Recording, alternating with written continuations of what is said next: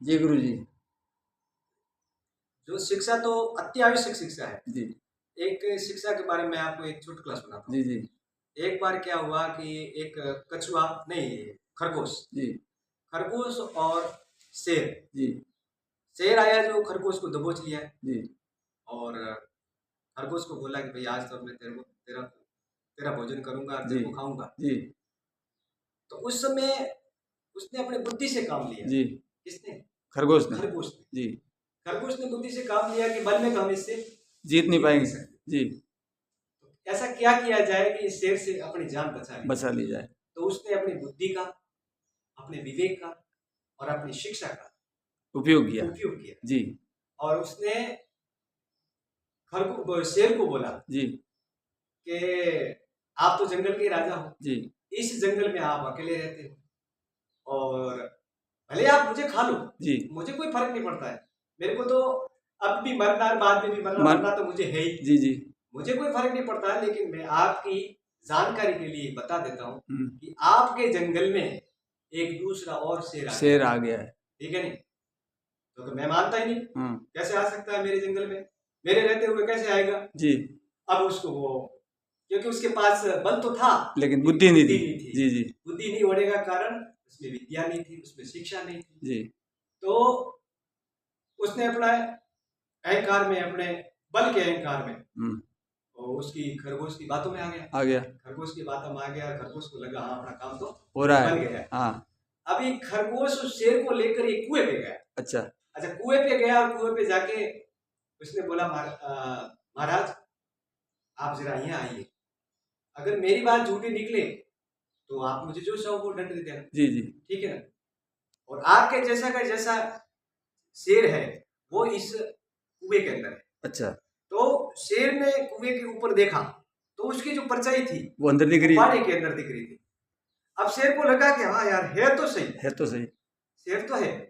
अरे महाराज शेर तो है, लेकिन आप जब दहाड़ोगे ना तो वो आपसे भी डबल आप दहाड़ करेगा, आपके ऊपर हुंकार भरेगा। जी। शेर बोला ऐसे कैसे, मेरे ऊपर हुंकार कैसे भरेगा? आप दहाड़ के देखो। जी। अब उसने अपनी हुंकार भरी। जी। तो कुएं का जो अंदर का जो आकार होता है उसके अंदर से वो डबल आवाज आई। शेर को लगा कि ये तो वाकई में मेरे से तगड़ा है। हाँ। ठीक है। फिर शेर ने देखा पहले मैं इस शेर को ही मार देता हूँ, फिर खरगोश की बारी। अब उसने ना सोचा, ना समझा, ना विचार किया, ना विवेक, ना बुद्धि, ना शिक्षा से काम लिया, छलांग लगा दी। ठीक है नहीं?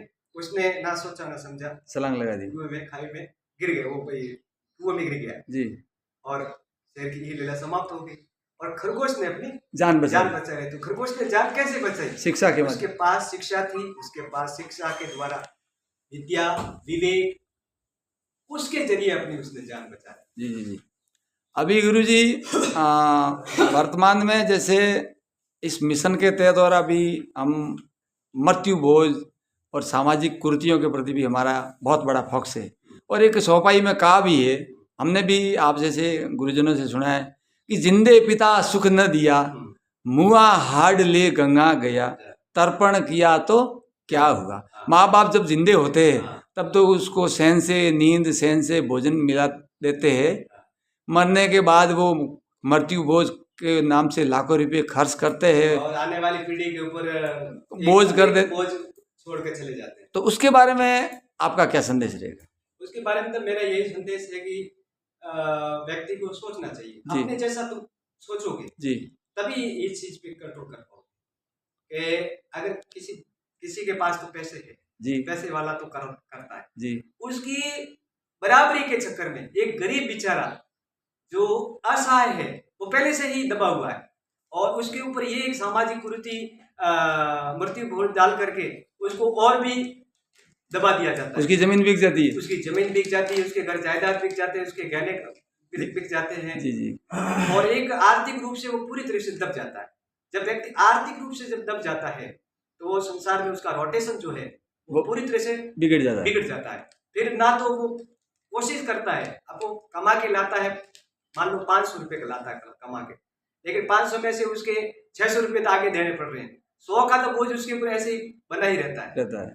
और तो ऐसे तो समाज के जो गणमान्य लोग हैं जी जी, जो शिक्षाविद लोग हैं, उनको इस पर विशेष जोर देना चाहिए और एक गरीब रेखा से गरीब वर्ग के जो लोग हैं उनके ऊपर ये अतिरिक्त बोझ नहीं होना चाहिए। ठीक है ना, आप जाओ बैठने जाओ, लेकिन ये बढ़ती बोझ वाला सिस्टम तो बिल्कुल उसमें करना भी नहीं चाहिए।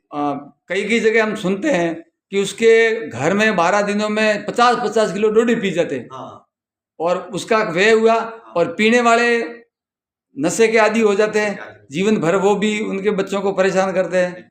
बहुत बहुत धन्यवाद गुरुजी। अभी एक मेरा लास्ट दिल की भावनाओं से आपको एक निवेदन है कि वर्तमान में हम नारी शक्ति को महत्व नहीं दे रहे। ऐसा शास्त्रों में तो बहुत बताया है और अपने संविधान में भी बताया है कि भारत मेरा देश है और समस्त भारतीय भाई बहन है, लेकिन नारी के साथ प्रतिदिन हम इतनी बातें सुनते हैं। ये भावनाएं लोगों में जब तक समाप्त नहीं होगी तब तक हम एक सुखी मानव जीवन नहीं जी सकते। तो इसके बारे में गुरुजी आप बताएं कि मनुष्य को ऐसा क्या संदेश दिया जाए वो नारी के साथ हीन भावनाओं से न व्यवहार करे। अब जैसे हमारे यहाँ ये भी एक कुरीति है जी जी, कि जैसे बच्चा होता है जी तो कहते हैं हाँ भाई इसका तो वंश रह गया जी, और अगर बच्चियां होती है जी तो ये सोचते बच्चियां होगी इसका तो वंश खत्म, हाँ पराया धन है, ये तो पराया धन है, कल दूसरे के घर जाएगी। लेकिन ये नहीं सोच रहे हैं कि जैसे ये बच्ची जो है इसको अगर आपने अगर सुधार दिया, इसको बना दिया, इसको आपने योग्य बना दिया, जी जी, तो ये आपके 3 कुल सुधारेगी। जी जी जी, ससुराल का सुधारेगी, पीहर का सुधारेगी, और पीहर जो ससुराल के जो ससुराल में वहां के जो संबंधी है जी जी उनको भी सुधारेगी। ननियाल का नाम भी बड़ा होगा, ननियाल का नाम भी बड़ा होता है। बहुत बढ़िया। तो बच्चा और बच्ची में शुरुआत से ये जो भेद है, ये भेद अगर खत्म हो जाएगा तो नारी का सम्मान होता। हाँ, ये पुरुष प्रधानता जो है, हाँ पुरुष प्रधानता ये वो एक अहंकार है, अहंकार है। बाकी परमात्मा ने तो सबको बराबर दे के भेजा है। और जैसे हमारे घर में कहते हैं ना कि नारी की जहाँ पूजा होती है जी, वहां पे देवता रमण करते हैं जी जी, और जहाँ देवता रमण करते हैं वहां पे सदानंद रहता है जी जी जी, ठीक है ना, सदा सुख रहता है। और नारी का जहाँ अपमान होता है, जहाँ कलह क्लेश होता है, हाँ, उसको हीन भावनाओं से देखा जाता है, तो फिर वहां तो वो नरक जैसी जिंदगी बन जाती है।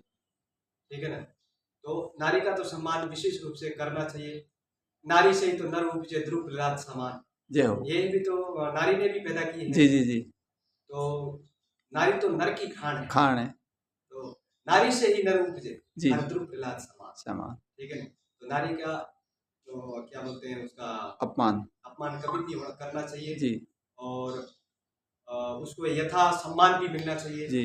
और आप अपने कहते हैं कि घर में अगर जैसे नारी नहीं हो तो वो घर सुनना है।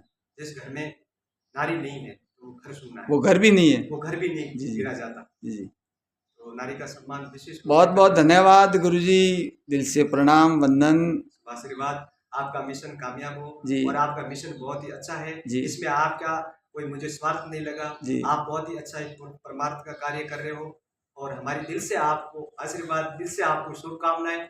और जो भी इस भाव को समझ रहा है जी जी जी, उनको भी मेरा आशीर्वाद, उनको भी मेरी सहानुभूति, और उनका भी मेरा दिल से सहयोग। धन्यवाद गुरुजी, आपसे निवेदन रहेगा आप जब भी गुड़ामालानी की तरफ पधारे तो इस मिशन का निरीक्षण करें, देखें, और हमें भी इस मिशन के प्रति मार्गदर्शन करें ताकि हम एक वास्तविकता से सत्य ही धर्म है और मानवता ही मनुष्य का मूल कर्तव्य है, उसके प्रति हम इस मिशन के तहत जुड़े रहे और मानवता के प्रति शिक्षा, स्वास्थ्य, पर्यावरण, नारी सशक्तिकरण, सामाजिक कुरीतियाँ और अंधविश्वास, पाखंडवाद के प्रति इस आरोग्य मिशन का कारभार निरंतर आप सभी गुरुजनों के मार्गदर्शन में ऐसे ही बनता रहे। सज्जनों, आज मैं आपको बहुत बड़े विद्वान, आध्यात्मिक शक्ति के केंद्र महंत श्री कल्याण भारती जी महाराज वरिया मठ की तपोस्थली से, उनके मुखारबिंद से जो भी बातें हमें सुनने को मिली आप सोशल मीडिया के माध्यम से, आप उन्हें अवश्य सुने और उसके प्रति अवश्य मंथन करें ताकि आपके परिवार के साथ समाज और देश के वो काम आए।